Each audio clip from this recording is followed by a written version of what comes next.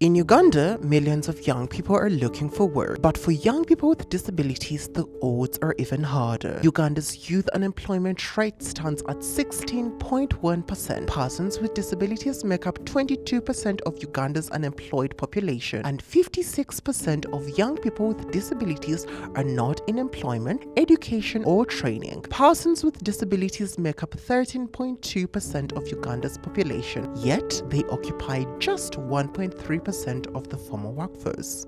I was a builder and I had my boda. One time I got an accident as I was from a safari. It's now 3 years back. From the hospital, after going through all those challenges, it was a very big challenge on my side. Actually, it traumatized me because I thought of not moving again like the way I used to move, not doing my work the way I used to do. It took me long to realize that now I'm a person with a disability. Time came and I realized that for real I can no longer construct buildings. My family, for real, it was so challenging. Even the kids did not remain the same. They felt like Dad used to buy for us Mugati, now can no longer buy. He used to do this for us, he can no longer. So they were challenged. By then I had 2 of them who were studying and they stopped from going to school. Even my wife found it hard. She was doing vocation work, catering. She stopped on the way, never continued, even up to now. I was born hearing, but in 2005 I got malaria and my parents took me to hospital. After 2 weeks, when I am very far, I could hardly hear anything. They told me that it was quinine that affected my hearing. But after that time, I was staying very far in the village in Rakai district. So my parents thought that maybe Tony cannot go to school because he's now deaf. So I remained home rearing cows, but I always followed my friends to school, just normally as children. So I would sit in class, look at the blackboard, and by surprise, I passed even better than other hearing children. So I continued school that way from primary 4 to senior 4, and I didn't know sign language. I would just look at the blackboard. I learned sign language from senior 5 at Wakiso School for the Deaf, and it was a very easy process. When I joined the school, it only took me 3 weeks before I had learned sign language. I completed school from Chambogo University with a bachelor's in procurement and logistics management. I think that was in 2019. And before graduation, I did internship from the Parliament of Uganda. And after, finding a job was really hard in procurement. I decided to look for where I can study from. The laundry detergents. There is a certain organization that came in and supported me somewhere. That organization is called Light for the World. It supported me, trained me how to run business. Afterwards, it gave me some things. With my laundry detergents making, I think of having a very big land. I put their premises, and I'm very sure that if I put the premises somewhere, I can even call upon very different people. I can employ more people, even more than 5,000 people.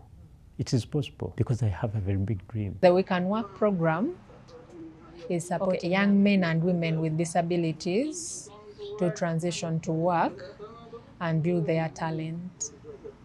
Also, the program supports young Africa work partners to become inclusive in their programs. So this approach was designed to help young people who have had experiences like mine, because sometimes most of them stay in the villages and the parents don't know what to do. So what we do, we first train these young people to understand themselves, and then after, they can choose what they want to do. Others who have gone to university, those can opt to get jobs. For example, what we have there at CRPVF. The number of challenges that disability related that I faced, and I believe other persons with disabilities face, especially those with visual impairment. Some jobs, the adverts are inaccessible with our screen readers. Once you get to know the job is inaccessible, the process is already unfair on your side. There are some adverts which are designed in such a way that you have to fill in all the information in the edit field, not just sending the CV and application letter, but you're going to fill all that on maybe a certain link they have sent. So if the link is not accessible, you're not going to be able to do it. My first time here, I was like, how am I going to blend in with other staff? I didn't have enough confidence, but the staff have been supportive, they're so understanding. They've been a great support system. After graduation, it wasn't easy. Well, you know, the challenges like another graduate. You mention that you have a disability, you can't tell what they're like. So how are you going to work? Like, we think you'd not be able to manage with your disability. So I would like explain to them that I need reasonable accommodations to do my job. However, they would not comply. So I landed an opportunity with rights for the world. What I love most is that the program was designed to suit young people. Even a person who has not gone to school can still benefit from this program. Mostly under Pillar 1, where we train the young people to discover themselves and also choose what they want to do. And also, we involve caregivers in this program.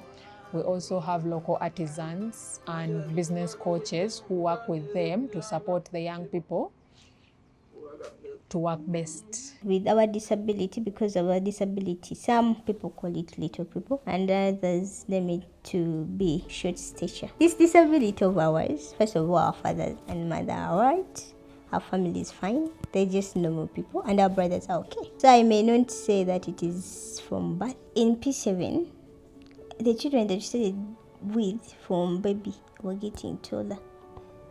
And I wasn't increasing, nothing was happening. People now know disability exists, but practicals are less. You find schools without ramps, meaning there is no one in a wheelchair is allowed there. The problem with employment now in this disability fraternity, they are lying to us that there is inclusivity by advertising that even people with disabilities are highly encouraged to apply. But the truth is, they don't. Or maybe they can tell you the job that you can do is just cleaning. Maybe cleaning. If not cleaning, What's that? It is hard finding a job. So maybe they may try to look for a job and fail to get. So what we do is if we can at least connect them to the networks where their skills fit, it can be a good one, not only training them and leaving them at that. When we advocate for interests of employers, employees come in, and you cannot talk about employers without employees. This is where sometimes people get it wrong, that if we are a Federation of Uganda Employers, then we tell employers to mistreat employees. That is not the case. Our role is to see that there is a harmonious relationship between the employer and the employees. As Federation of Uganda Employers, we have been lucky that we've gotten a lot of exposure to persons with disabilities and even organizations that advocate for persons with disabilities.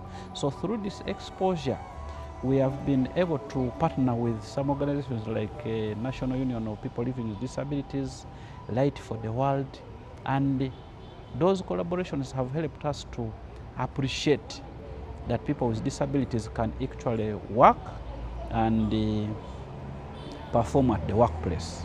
So at the Federation of Uganda Employers, we were even hosting UBDN. We recruit companies that consent that employing persons with disabilities is a plus. It's not something that you are doing to tick a box. If these people are given a chance, given a reasonable accommodation, they can be able to work at the workplace. In this country, we have been lucky that the leading employers picked it up quickly. We have Coca-Cola, we have Nairo breweries, they are taking them on. We have Uganda breweries and so many big employers. For you to be inclusive, you need persons with disabilities at your workplace, you need the youth, you need women amongst your team members. So you have to be inclusive. CRVPF has given me the platform. I can say it's in my hands to utilize the opportunity for growth, opportunity for learning, exposure. With disability, the most important tool you need around you is the positive social environment. If you have a positive social environment, everything else will find its way.